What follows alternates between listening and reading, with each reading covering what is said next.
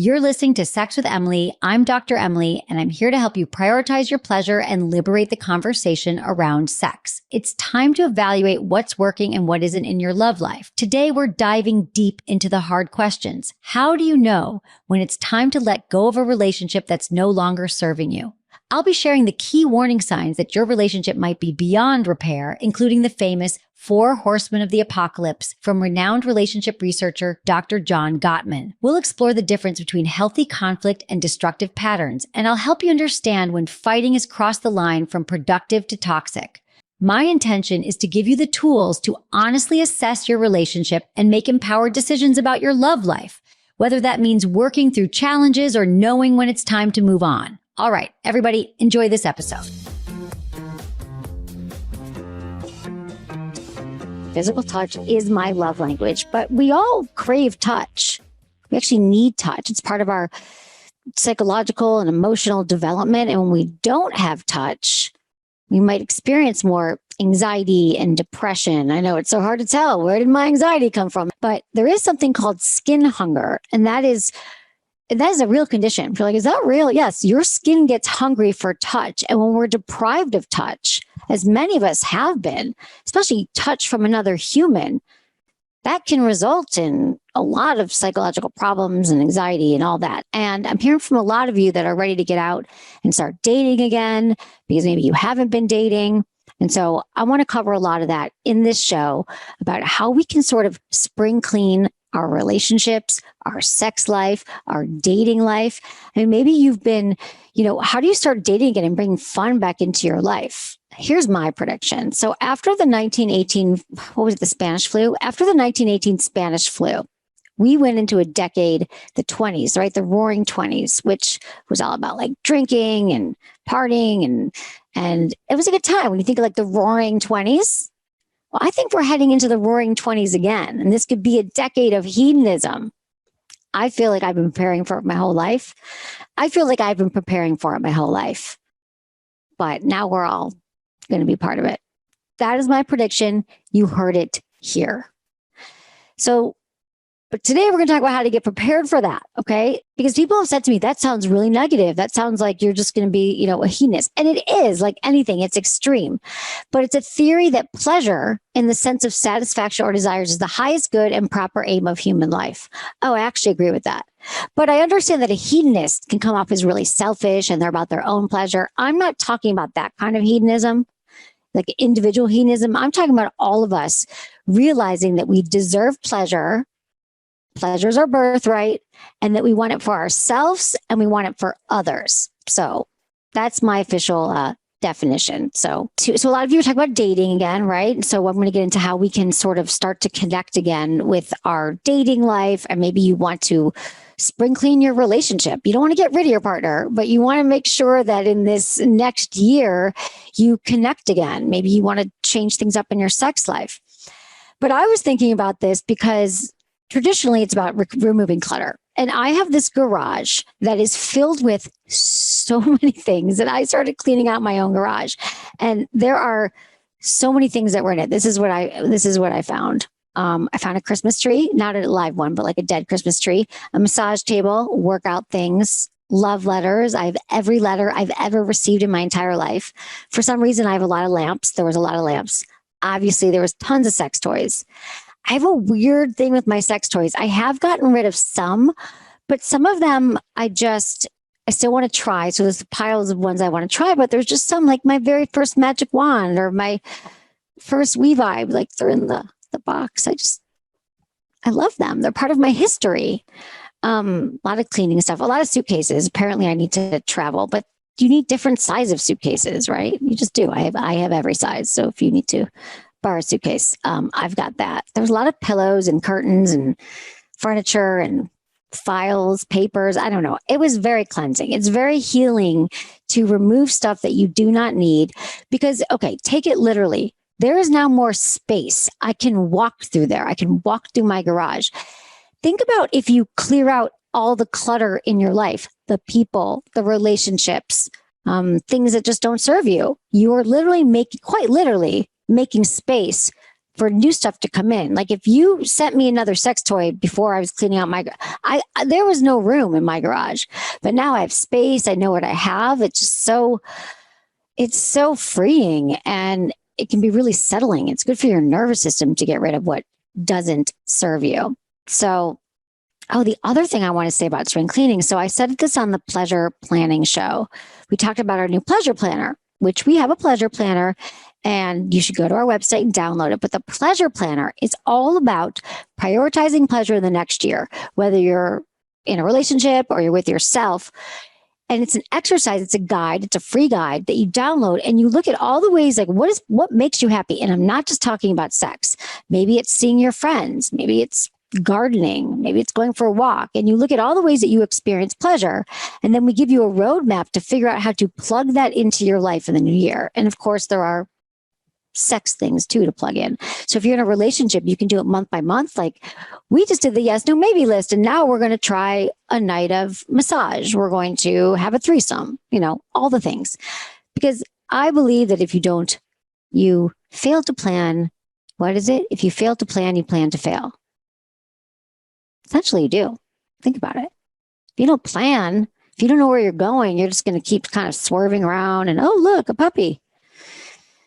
But when you plan, like I want my year to look like A, B, C, D. I want my year to be, because I know when I do the things that give me pleasure, I have a much better year, a much better time, a much better week. So I have to schedule those things in. So anyway, you could check that out. But something I mentioned on that show was that I have so many sexy lingerie and costumes and things that I love wearing. And for whatever reason, it was all in this little drawer. I don't have a ton of drawer space in my house. But for some reason, my belt drawer, which I never wear belts, was at a massive drawer. So since I stated it, because today we're also going to talk about stating your intentions for the year and manifesting. That's how you get rid of stuff and how you figure out what you want. I said it to you on the show. I made the promise that I was going to prioritize my sexy things, my lingerie. I actually did it last weekend. I moved the belts. Don't wear those. And I brought out all my things and I organized it until I got rid of stuff. I tried everything on. I got rid of what didn't work. And now I know this is what's going to make me feel sexy. It's like garters and bras and little costumes and fun little sparkly headbands, and I guess headbands for sex, but mine headbands are sexy. Anyway, for me, again, we all get to decide what is sexy. For me, it's this, it's a sparkly headband, but it goes with this halter top that's like a sequin butterfly that it's very cool. It's from Burning Man. Anyway, I did all of that. It felt good. So when you're thinking about your relationship, if you think about this time about being a time to refresh and renew and reevaluate everything in your life, it's important because we release our old thoughts, people that no longer serve you. You make space, you gain clarity. What are my values? What's important to me? If your relationship, if sex and intimacy is important in your relationship, it's time to prioritize it. So let's start with relationships in your life. How would we clean those out? So think about your toxic partners or your toxic friends. And if you're like, Emily, how do I know if someone's toxic? So, here's how you know. You feel worse when you're with them. They make you feel bad. They don't celebrate you. Every time after you leave them, you're like, did she really mean that? Did he really tell me that I'll never, that my idea was bad, or he didn't, compliment me, or she made me feel worse. If you're constantly with people or friends that just make you feel bad, it's probably pretty toxic, because the people that you want to be with, they see the higher version of yourself. They want you to be your best self. They want you to win. They're on your side. So that's a sign. The other thing is an energy drain. The people that you leave and you're like, I got to gear up for this lunch with this friend. Or every time I go out with this person, I feel, even if you have sex with someone and you go home, maybe you're just seeing someone casual. You're like, it's just, do they still like me? Was I bad in bed? Did they think it's all those doubts, all those things. That's how you know that people who suck the life out of you. Okay, so I was thinking about this. When I first started sex with Emily, I was dating a guy at the time who was like, this is a terrible idea. Like, why would anyone want you to talk about sex? I mean, they're going to think that you're super slutty or you worked in politics. Like, why is anyone going to believe you? And he constantly made me feel bad about my choices.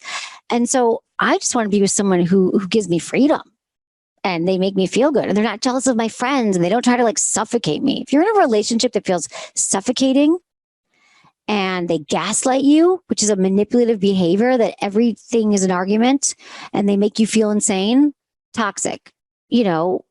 And I think also like how to know if a relationship is over. If you're constantly fighting, you can't agree what the problems are anymore. You're always justifying staying in the relationship and you feel like you can't even tell your friends and lovers, your friends and family that you're still with this person. Maybe you feel like you're a different person around them. And if you know it's over, you're doing a service to your partner by letting them know, as soon as you know that it's not going to work. So just remember to break up with integrity and kindness and have honest conversations about how you're going to dissolve the relationship.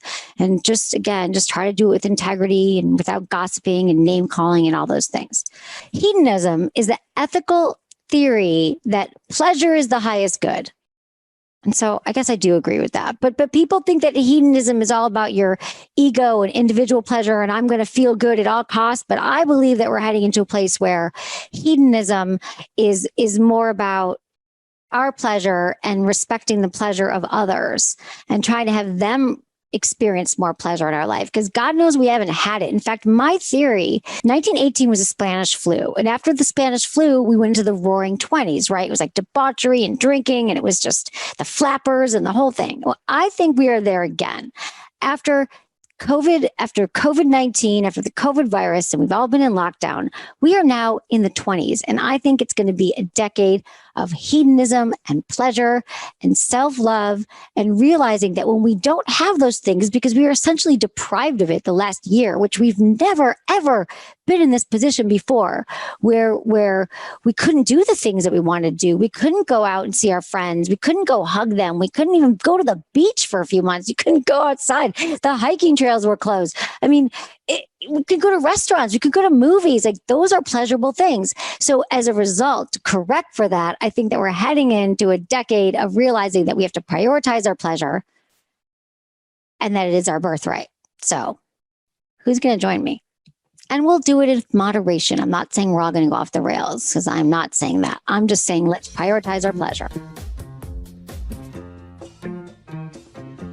And I'm here with Anderson. My darling Anderson. It's been a while. It's been a long time, Eb. I know. I did a little vacation. What are you doing? Why are you out there cheating? I know. I'm sorry. I'm not really cheating. But I was with my mom on vacation. Was that fun? Yeah. Had a good time? You know what? I got to say, it was, I haven't had a vacation since the early 2000s. Mm-hmm. And it was really nice just to get away with my mom and to, my mom's super chill. So she's not like, Ma, like all over my stuff. She was on the show. She was in here. I like her. Yeah, you guys check out the show with my mom. That was a really popular show. Did your stepdad go too? No. Girls' weekend. It was a girls' weekend. Week out. We went to Cabo and it was fun. I really just needed to relax. And my mom has way more energy than I do. And she was like, let's go sightseeing. I'm like, nope, I'm just sitting by the pool. I would guess that it was the other way around. Exactly. Knowing you, Em. Mm-hmm. Exactly. My mom is always... your mom going, can I just please relax by the pool, honey? And you're like, no, we have to go see this. We have to do that. We have to do this. And I heard there's a sex lecture. I used to be like that. Yeah. And I have to say that since I haven't had a vacation in so long, I really needed the distance and the perspective to just step back and reflect and do nothing. I'm like, no, I'm not going shopping, not doing this. And she was cool. And then she chilled out, which was good for her. And I had a lot of breakthroughs. It takes experience. It's hard to do a good vacation because most of the time if I go on vacation, I come back exhausted. And you don't want to do that. You want to have a nice... You want to experience new stuff and see new stuff for sure, but you got to find a balance and you got to come back relaxed. I can most every single vacation I go on, I come back and I'm like, yeah, work. I'm so tired though from running around on my vacation. Yeah, see, I did not run around and I was there. I was healthy. I meditated every day. I ran. I, took care of myself. Oh, hippie dippy. I'm a hippie. What can I say? Yeah. And so that was fun. And then also I just want to mention that we've had some really good shows. You guys, first of all, our show was number 6 on iTunes, which is amazing. But there's been some really popular shows. We just posted the 5 bedroom mistakes you might be making. You might love that episode. And then what women really want in bed with the lady gang. So check out that podcast. That was fun too. And spring, it's spring. Spring is sprung. Spring. Do you know what happens in the spring, Anderson? Yeah, flowers bloom and like little birdies hatch and bears come out of retirement or hibernation. Exactly. Yeah. That's what happens. And it's a time for renewal, rebirth, Right. cleaning out your closet. Do you do that kind of thing? No. Okay. Out with the old and with the new. You know why I am? Why? I live in California, and it's always like spring/summer out here. That's true. I don't really notice that seasons pass or come. No, it is true. My mom's in Michigan. She goes, I'm so excited. When I get home, I can buy winter clothes in the basement. And I can bring out my love summer that. clothes. Yeah, I have to do things like I have a number of calendars around my house so that something changes. So I No, need it's some true. Every time a new season officially comes on board, you know what I do? I got a new collar for Stan. He has four. I was going to ask you. Separate collars. He's got a spring. This is ridiculous, but true. His spring collar. He's got a winter collar. He's got his fall and what's the other one? I almost bought him a collar in Mexico, but I didn't know if you were down with it. It was already really has his cute. Well, I didn't. Black is for winter. I'm glad I didn't. Green is for spring. Yellow I would be summer. offended if he didn't wear it. Red is Stanley's a for dog. fall. Check out my Instagram if you want to see pictures or my Facebook. Yes. Yeah. You know what's funny though? Every time I get it, so when you call Lyft, do you use like Uber? Yeah, it's a little pink mustache. Right. When you call Lyft for a ride, do you know that it's connected to your Facebook? Right. And the picture they see that pops up, I get in their car and my Facebook profile is me and Stanley. Oh, it is? I didn't know that. Yeah. So it's really funny because I'm always like, oh, they're like, oh, you have a cute dog. So every time I get in a Lyft, they're like, what kind of dog is that? And I'm like, it's not really my dog. Oh, you could lie. I lie. So anyway. I have a feeling I know where you're going. You're talking about maybe cleaning out the bad relationship in your life. Exactly. We get rid of possessions, and maybe the people who aren't really serving you that well. Like throw orally? it.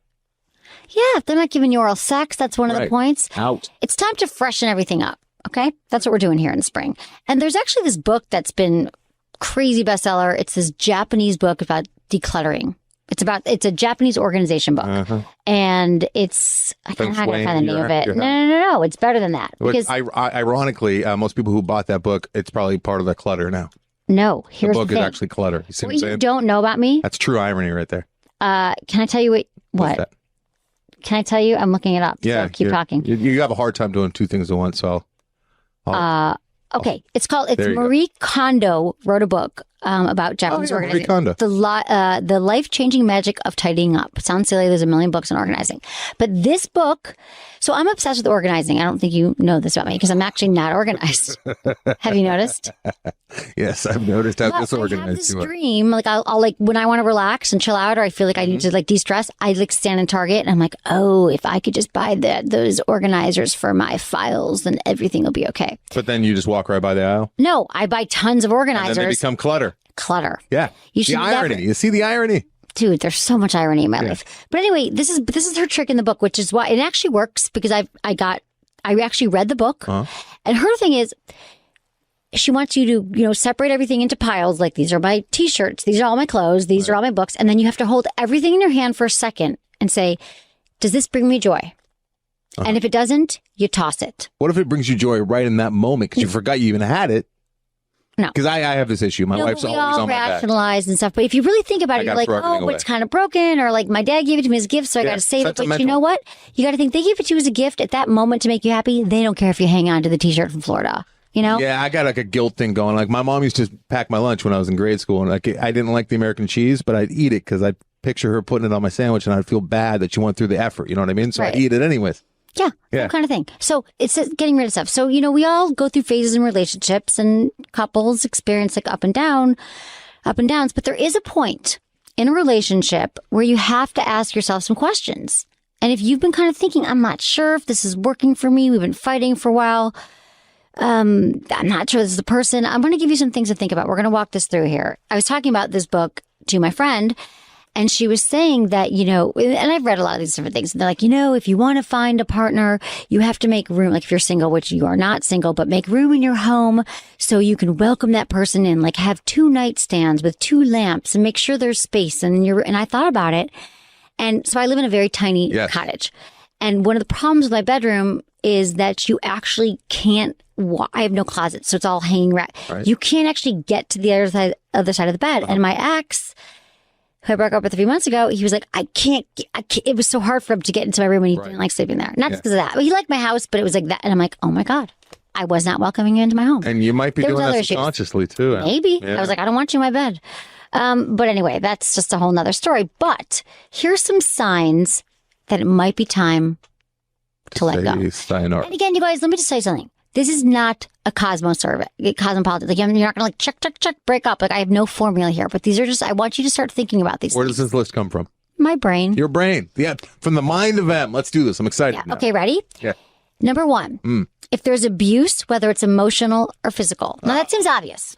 You often don't know if you're in an unhealthy situation because obviously you're like, I like to be abused. And so, this feels really, really good. And this is a deal breaker. But again, when you're in it, you don't know that you're in that cycle of abuse. You're absolutely right. I've talked to a number of girls in my life, Em, and it's shocking how many of them will say without any kind of vein of irony or anything that about how they are abused in their relationship, but they don't speak about it as though it's abuse. Again, Then he starts calling me fat and he's yelling at me, and it's like they're bitching about it, but they don't realize this is hardcore abuse. And that's why you need to go. Right. And that's why you need to be able to have friends or people you trust and reflect on. So here's a cycle of abuse. Do you know the cycle of abuse? And if you want to Google this, there's a great it's, I learned this in the psychology, but there is a cycle. There's if you Google it, go to Google Images, you'll see. But it's number one, yes, the tensions build.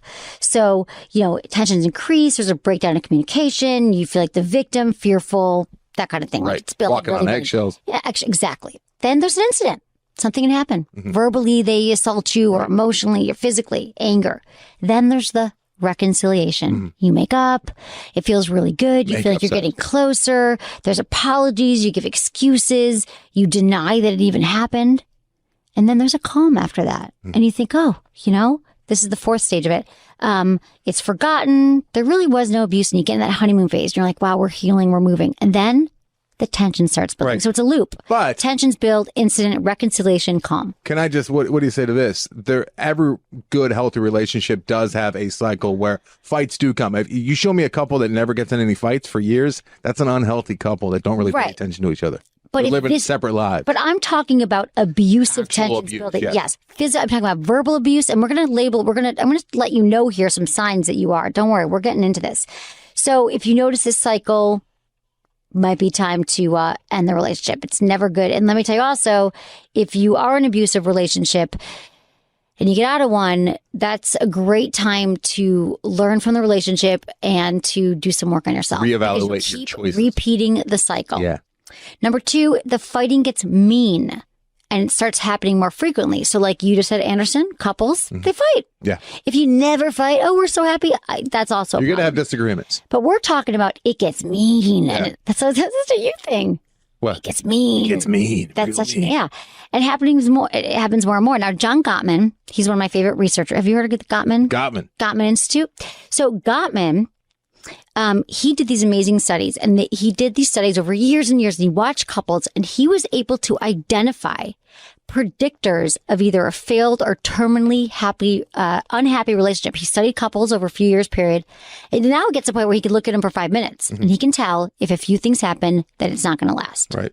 So let me tell you what these are. I would think that some of these couples had issues because they're like, I really don't like that there's a dude named Dr. Gottman over my shoulder constantly watching us. Well, no, exactly. That was another issue. No, but I'm telling you, you're going to hear these and you're going to know it. Actually, it's called the 4 Horsemen of the Apocalypse. Ooh, you want to look it up. Tell me more. Okay. Number 1, criticism versus complaints. So a complaint, specific situation, right? Like your partner failed, you in some way, and you're like, hey, it kind of attacks so that's criticism, and then there's complaints. So complaints are okay. Tell me the difference between okay, right? Okay. Here's a complaint. Anderson, pretend we're married. Okay. God, there's no gas in the car again. I'm really aggravated you didn't fill it, and you said you would. And I'm really disappointed. That's a complaint. Here's a criticism.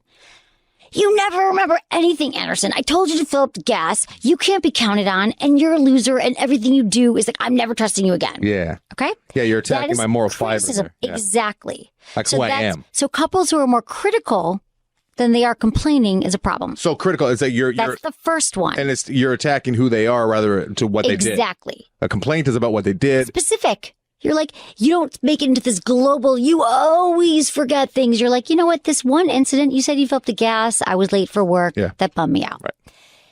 Number 2, under the 4 signs that your relationship is probably in trouble. Yes. Contempt. This is a huge one. Contempt. Now, you know what contempt is? It's when your behaviors, it communicates disgust. It's like, disdain. Like, it's not, it's like, it's includes things like criticism, sneering, sarcasm, like name calling, like you're an asshole, like you roll your eyes, you mock them, you make fun of them. That's contempt. And it's hostile. Okay? It's the way you treat someone you really disdain. don't like. Yeah, you're rolling your eyes. It's disrespectful. It's beyond resentment. Exactly. It's disrespect.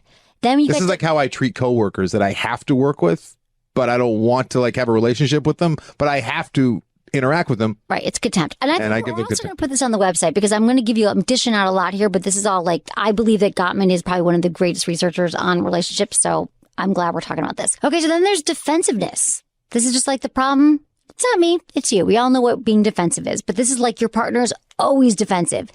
They never take responsibility for their own behavior, and they point to something you did and they complain about you. You're like, listen, honey, I'm really upset. You said that there was, you were going to bring home dinner tonight and I'm really hungry. They're like, well, you never do this. And, they never can take it in. They can never take feedback.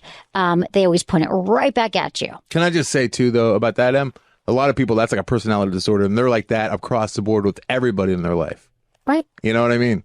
But there are those people that are going to be defensive, whether they're like married to you or you're their child or you work with them. But that's really, really, that's awful. Yeah. Yeah. You're never going to get anywhere because you understand that this is when the breakdown, I always say, like, you got to communicate. And this is when, I'm not saying again, you can end it. These are signs that you could work on it. You could say, you know what? My partner is displaying some of these. And this is when you go to therapy and you say, you know what? These are the issues. And then oftentimes when couples therapy works, that's when you learn the tools they give you tools actually in therapy. And then you go home and you practice. You're like, when you say this in that tone, it really upsets me. And then you learn in therapy that you have a sign. That was that tone again. And you learn to kind of change your behavior. Some couples are not able to reconcile that. Right. And then also the frequency of fighting. The fighting, like I said at the beginning, more and more fighting. You can't agree on the smallest things. That's beyond repair at that point, right? Beyond repair. Okay, number 3. Now, this is number 3 of the big signs. That was just part number 2. There's no trust. Any foundation or iota you had of trust is just completely gone. Right. Maybe someone cheated. It could be from past relationships too. It could be childhood trauma. You're always accusing your partner of cheating, and you just cannot build the trust. And it doesn't matter. There's insecurity. There's jealousy. And this, as you know, if you've been in a relationship like this, both parties will suffer. The problem with trust is people think that, well, I keep reassuring my partner. I keep telling them, I'm not cheating, or if I cheated once, I won't do it again. This is another case where in most scenarios, couples on their own cannot rebuild trust without the help of a third party. Mm-hmm. And that is a therapist, because there's so much broken down and already. And the problem is, if there is an indiscretion, like let's say that gets founded on, someone did cheat, for example. Oftentimes the person who was the cheater doesn't want to talk about it. Right. Like, it's done, it's over, let's move on. It's shameful. And the problem is that the person who was cheated on, they need closure. Yeah. Sometimes they need to hear every detail, and you need to be patient with them. And whatever the case may be, these couples can't get past it. When the relationship's been damaged that bad, it's like the equivalent of having a broken leg that you need to go to the doctor and get it reset. You need to go to a therapist to get your relationship reset if it has any hopes of ever being healthy again. Now, early on when this happens, if you notice that you're in a relationship where, there's a lot of trust. I've been in relationships for like 2 weeks where we hit all of these milestones. Right? Yeah. And how'd they go? Sex is awesome, but then right. Yeah, everything else is so we always hear from people who are like, my partner's really jealous, it's not working out. Guess what? That's not going to go away, and it's probably doesn't have anything to do with you. And the jealous partners are usually cheating. That's why they're jealous. Well, that's interesting. That's true. A lot of times when your partners could be projecting. And early on, if you catch this, you can work it through with therapy and try to rebuild it. But sometimes, point of no return. If you've given it your best, you're not going to be able to rebuild the trust. Game over. And sometimes it's not worth it unless you got like kids, or it's the first time you've ever been able to find somebody that you could work with. Exactly. But a lot of times it's just like, get out. Get out. Yeah, because if you're not working on the trust, it's not just going to magically go away. Right. Okay. Number 4, there's no sex in the relationship, but that we all know sex waxes and wanes in relationships. Sometimes you have more ebbs and flows, waxes and wanes. But this is when you've tried, like you've actually made an effort. You've tried to talk about it. You tried to work on it, and it just dies out. And this is not about sex drive and libido, and you just had kids. sometimes you just don't want to have sex with your partner anymore. Become a roommate. Yep, you become roommates. You're not interested. You find that you're really attracted to other people. You're making lots of excuses not to get intimate with your partner. And like I've always said, if you're not having sex with your partner, it's gone on too long, you are roommates. And you're not lovers. Right. Okay? But you're comfortable and you can't imagine your world without that person, especially if you share a space.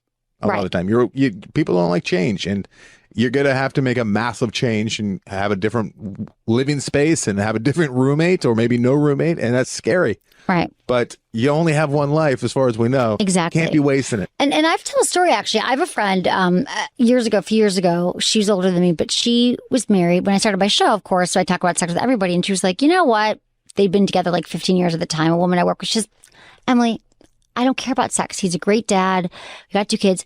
I've had enough sex in my life. She thinks she was like 40 at the time. She's like, I've had enough sex. Yeah. And I thought to myself, something's messed up here. You've not had enough sex. And now they're divorced. Turns out there was an affair. And if you find yourself rationalizing away, her? Yeah. She did. She had enough sex with him. Well, right. That's exactly. what she meant. So what I'm saying is, if you're rationalizing the fact that, you know what, we're best friends, it's great. I could see that though, especially once you got kids and you're older. 40s might be a little bit young, but if you're like 50 or 60 and you're doing that, twilight years, you know what I mean? You make your own decisions. We like going on cruises together. Yeah, but I'm saying, you still want to be, but it's not working. Finally, and you don't see a future together. Because here's the thing. What? Have you been with someone where they're just like planning trips without you, or you close your eyes and think, God, I wouldn't want to meet my parents, or I don't want kids with this person. Yeah. I've been in relationships that lasted like 6 months after this thought went into my head, Emily. We were both hungry. We were going to go get something to eat. And I'm like, that's like a 10-minute drive to that restaurant. I don't want to sit in the car with this person for 10 minutes to get to the restaurant. And I was with that person for 6 months after that. You don't even see a future dinner with them. I don't even see the future drive. The drive seems like just mind-bogglingly numb. Exactly. So that's a future. Also, if you feel like you're planning your summer vacation, but you're not thinking of them, and also your future plans don't line up. Like, you know that you want to settle down in the suburbs with 5 kids, and your partner's like, can't wait, just wants to live in the city. Like, these are all important things. People change, though. People change.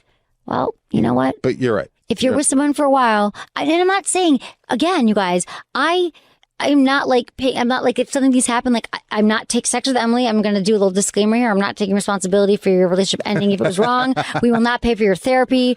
I'm just telling you, these are some things that might get the wheels turning. Let me ask you this, Em. Yep. You personally, have you ever been in a relationship because I know you're monogamous, you're a serial monogamous there for a while. I was, right? Yeah. Were you ever in a relationship that you felt like it was really bad and you knew inside you were done with it, but you didn't want to give up on it because you'd already been in it so long? Yeah, a lot of reasons. I think that there was comfort. I used to joke that and it was actually true, but it's been a while now, that I used to spend half my relationships trying to get out of them. But no, like you actually look, well, I've been with him for 2 years now. I don't want to throw that away. No, I never thought that. Okay, because I hear that a lot, especially from the ladies, and it's really not the wisest way to go about something. No, because, right. It's like if you've had a bad stock and you've been losing money for 2 years, you don't stick with it. You know? Exactly. You got to know when it's time to fold them. Yeah. Know when to hold them. Well, you've never done that. Okay, good. No, I haven't done that. Okay, so, and here's some follow-up questions, you guys, because I don't want you to just be like, oh, that's check. First, think about this. What are you afraid of if you end it? Spiders. Afraid of being alone? Oh. Here's the other thing. How do you do this? I'm never going to find anyone else. Yeah. Right? That might be the case for some people. Best thing that ever happened to me. No, I don't know. I don't think that's the case for people. I've seen some people. Well, they're probably could use a lot of contempt. You ever see somebody like on a reality show and then you find out they have kids and you're like, oh my God, they actually had sex with someone? Who would ever have sex with that? I'm sorry. Yeah, no. That was mean. That is mean. You might fear that no one's going to love you. You're unlovable. And then think about, like, where are these fears coming from? How real are they? Or are you using them just as an excuse to settle for good enough? Sometimes we use these excuses. We're like, I don't want to deal with it. And I know a lot of people who are in relationships who eventually, and some stay together forever and some eventually get divorced, but they literally in their mind, they're like, I can't imagine being without this person because there will be no one else. But right. I'm telling you that that's just a fear that is not true. Especially if you nowadays. want to find someone else. I was messing around. There's always somebody. Yeah. There's always somebody now. There's always somebody else at your level out there roaming the streets looking for somebody as well. Yeah, that is not right. That's just a fearful thought. The other thing is, am I in love with this person or am I in love with the person I wish they were? Mm-hmm. Do I think this person is going to change? Right. If they only change, then blank, once they stop drinking, once they lose weight, once they stop accusing me of beating me, whatever. That was morbid, but then it'll be great. Newsflash, people. People do not change unless they want to change. So do not ever date or marry on potential. Right. Okay. Which happens, I think, more often than not. What? I think that people get married and thinking that things are going to change. Right. And people like to change. People like projects. They like fix-me-ups. Especially you ladies. You did as well. Oh, I did a lot. Yeah, but I'm kind of like a chick at heart. You are like a chick. Also, the last one is this relationship bringing out the best of me? So like when you're in a healthy relationship, you want to feel like this is your best self. Right. You make each other better. You build each other up. You like working towards the same goals or they support your goals. But if you feel like your relationship is bringing you down and like your partner is like holding you back from things that are really, really important to you, constant criticism and negativity, like how are you feeling in the relationship? You want to feel like your best self.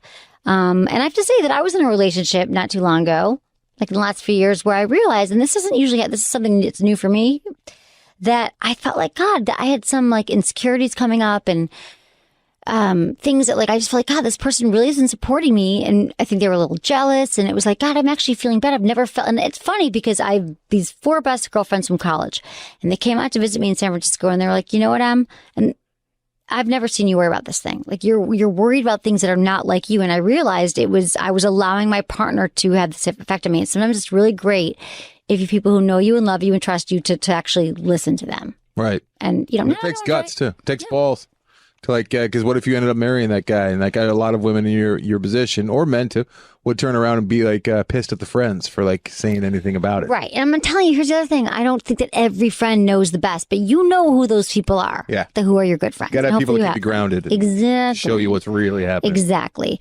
And then finally, have you given it your best? Like, have you really tried? Because this can't be just like one thing happened and you're out, but like you tried therapy, you tried talking about it, and you know when you're done. Okay? So, this is not going to apply to everybody. And if there's kids, of course, there's more to consider. But I want you to really think about these things. Because it's springtime. Happy spring. Woo! That's enough. Okay, but now that's, we got that out of the way. So I want you to throw out some old t-shirts and throw out some old relationships. Or stay with them. Maybe this is refreshing. It's also the time of year that if you have a house cat, they're going to be bringing in little baby birds because it's springtime. It's very upsetting. Yeah, it's just like my backyard is just like it's a wild safari. Do you have a cat? Yeah, I have a cat. I have a house cat. But I let her outside. She goes outside, then she brings things in. Oh. She had an alligator lizard in her mouth a couple days ago. An alligator? And she was meowing with it in her mouth. Like looking at us, all proud. Did you take pictures? Oh, no, I just screamed out, Kitty, no, Kitty. Kitty runs, and then she drops the alligator lizard. Was it dead? No, it's roaming around my house. Because I know that you probably take it to the vet or something. No, I took it out front. I let it go. Okay, we're going to take a quick break and be right back.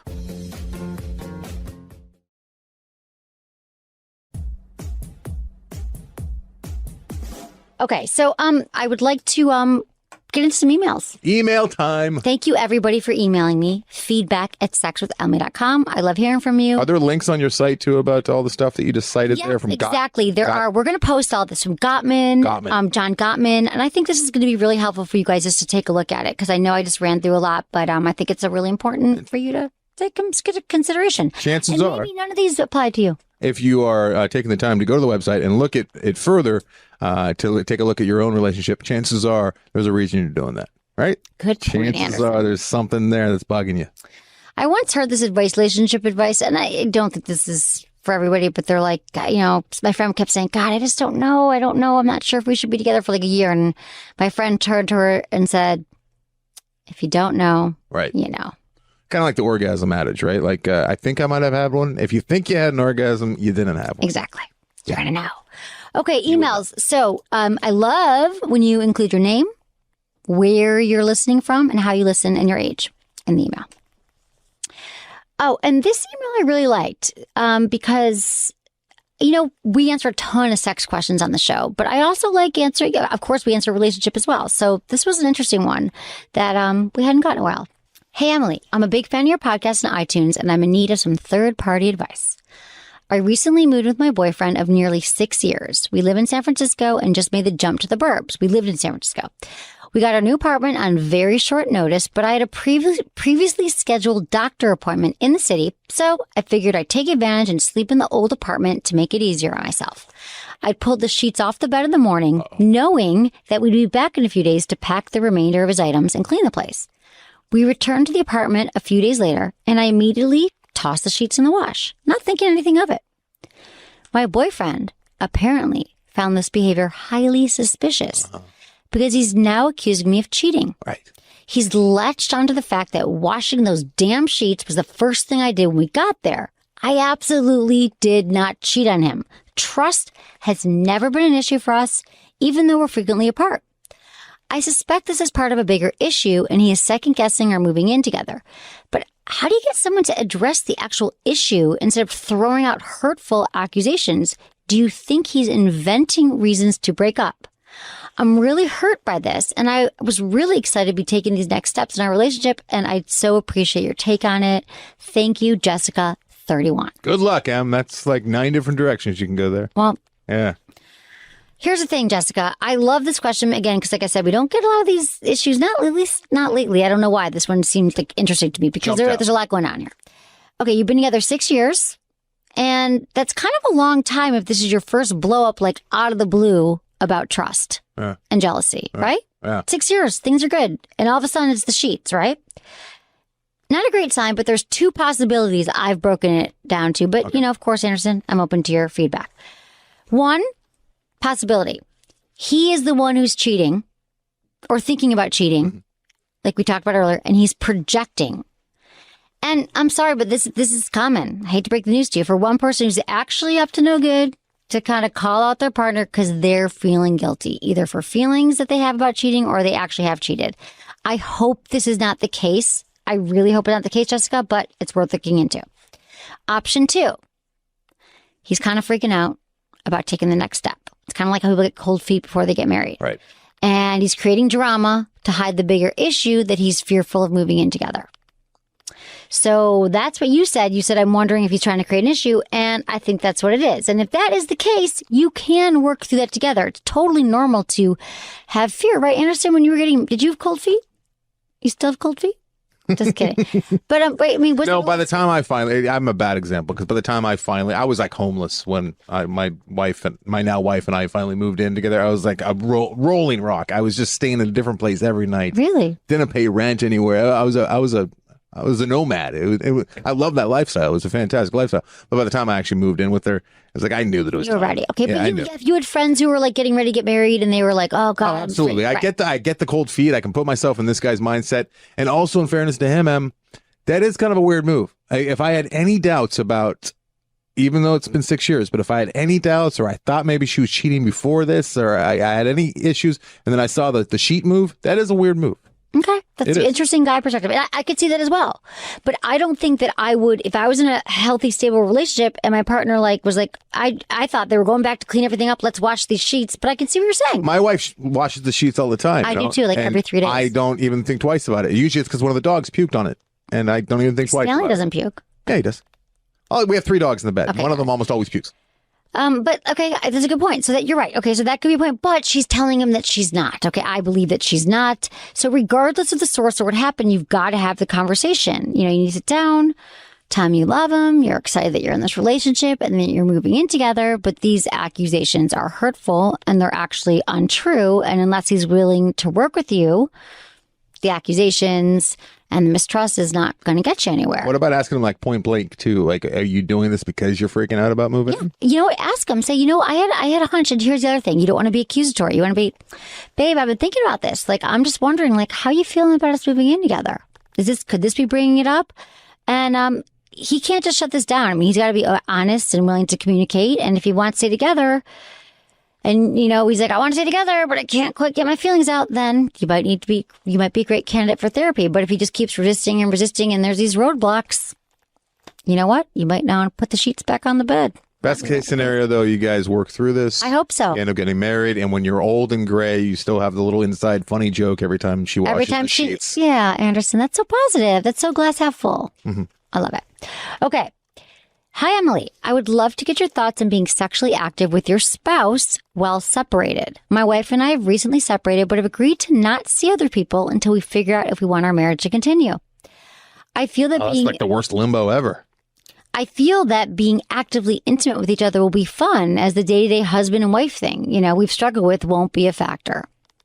Thanks, Thomas. What? There's Wait, they're going from married to okay, F-buddies? so here's my problem with this email is that I want to announce this. Right? Yeah. Here's the thing. They're married. I don't know why they're separating. They're taking a little break. Yeah. They're moving to separate apartments. And he's excited because I'm assuming the sex has waned and they've got issues that, wow, we can date again and we can relive that honeymoon phase. And won't that be great? And he wants to know, is that okay? That's half glass full right there. Now, yeah. And she's promised, they're saying, I'm not going to sleep with other people. And, is it a good idea? Well, here's the thing. As long as you guys are truly working on the relationship while you're not together and you're not just having sex and falling in love again, right. This euphoric recall of remembering all the great things, I think that it's okay to have physical intimacy. I think that that's totally fine. Helps you reconnect. And oftentimes when you do have space from a partner, not necessarily moving out, but you take a trip away from each other, that can build the intimacy again. You can reconnect, you get the sexual desire back because, oftentimes when absence makes the heart grow fonder. And distance and space could bring that excitement back. But however, if you're just having sex and enjoying that new honeymoon ride, that second swing at the honeymoon, but you're not working on any of those issues, and then you get back together because the sex was so good, same old thing. It's going to be a repetition of what you happened. It's a trap, okay? So we all crave the newness, and it's just not sustainable over time in any relationship. I'm here to tell you, after 2 years or so in a relationship, it's biology. You're going to need to work on the sex. But just I want to make this very, very, very, very clear if I have not. Very clear. Just like trauma, issues do not go away unless you work on them. So treated. You got to treat them in therapy. Clearly, you guys have come to a standstill where you could not work on them. So just taking physical space and not taking that space of, mentally and emotionally working on it, it's not going to heal it. Right. Okay, squirting. I thought that the squirting was going to end up being the sheets one. You did. I thought she was going to be yeah, and that's why I had to wash them because I masturbated that night without you and I squirted all over my sheets. That's why I'm washing them. I could understand why you'd make that connection. Yeah, I thought it was going to be two birds right there. Hamley, huge fan of you and your podcast. Also, when you're on Loveline, I listen to your podcast every morning trying to catch up. What is Loveline? Loveline. It's a show that I do here on the radio. So my question is, how to get my wife to be more into letting me use the magic wand on her to make her squirt? We've done it twice now. And the second time she seemed more into it, but her biggest problem with it is she thinks she's peeing when she orgasms. Yes. I've argued with her and show her articles that say it isn't urine, but she's dead set on thinking it's full-blown urine, thus not wanting me to use the wand to make her squirt. And I love seeing her do it. Is there anything you can do to help us better understand what squirting really entails? Please help us because I know she really likes doing it, but she's afraid or embarrassed by it and thinks she's peeing. Thanks for the help, and I love the show. Bob.